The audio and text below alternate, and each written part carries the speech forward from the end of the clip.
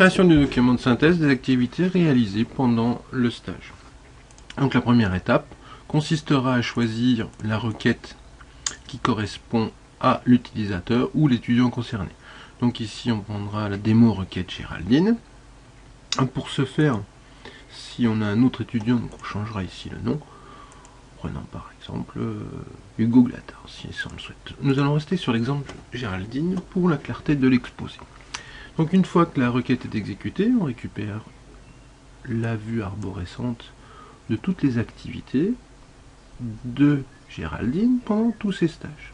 Donc ici nous sommes dans les stages de Géraldine, le stage de première année. Et dans ce stage de première année, elle a donc réalisé plusieurs missions. Parmi ces missions, elle a donc rencontré des tâches qu'elle a réalisées. Ces tâches sont bien sûr qualifiées dans le modèle que nous connaissons.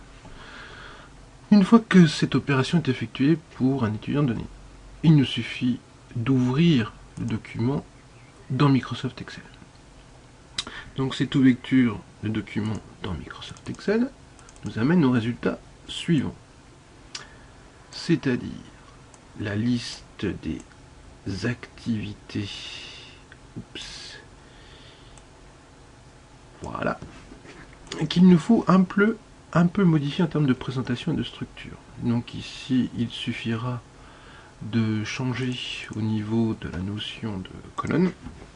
Donc on a retenu le type d'élément de travail, la description, le titre c'était requis, assigné pour vérifier que nous avons bien le bon étudiant, et enfin l'activité concernée et la compétence concernée. Dans cet ordre-là pour une question de lisibilité. Voilà la modification qu'il y a effectuée au niveau des colonnes. Alors attention à l'ordre d'important au niveau de la relecture par la suite du tableau. Donc une fois que cette opération est effectuée, nous avons donc les éléments qui nous intéressent. Pour arriver à construire le document final de chaque étudiant, il suffira de sélectionner les éléments obtenus, voilà, de les copier, et ensuite de venir les coller dans cette partie-là, en ayant au préalable bien sûr effacé le modèle présent. Donc on effacera le modèle, sans dépasser la colonne K, et ensuite on colle à cet emplacement les activités réalisées, ou l'extraction obtenue plus exactement de TFS. À la suite de quoi, eh bien, le tableau est terminé, puisque nous trouvons à droite la liste de toutes les activités possibles,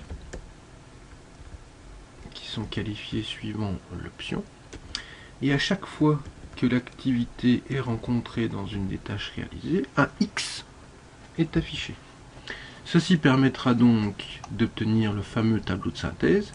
Il suffira par la suite pour une question de présentation, suivant votre option, de sélectionner les colonnes qui vous intéressent ou pas, et le cas échéant de les supprimer pour pouvoir avoir une impression qui permettra la signature par le maître de stage. On peut noter qu'ici nous avons en plus des activités les compétences. Donc il serait intéressant en termes numériques de pouvoir afficher non pas le X, mais de rajouter sous forme de commentaire la compétence concernée. Cette activité supplémentaire n'est donc pas très complexe. Vous pourrez donc visiter ce tableau qui sera présent donc dans le site qui est mis à disposition dans le cadre du projet stage. Bon courage!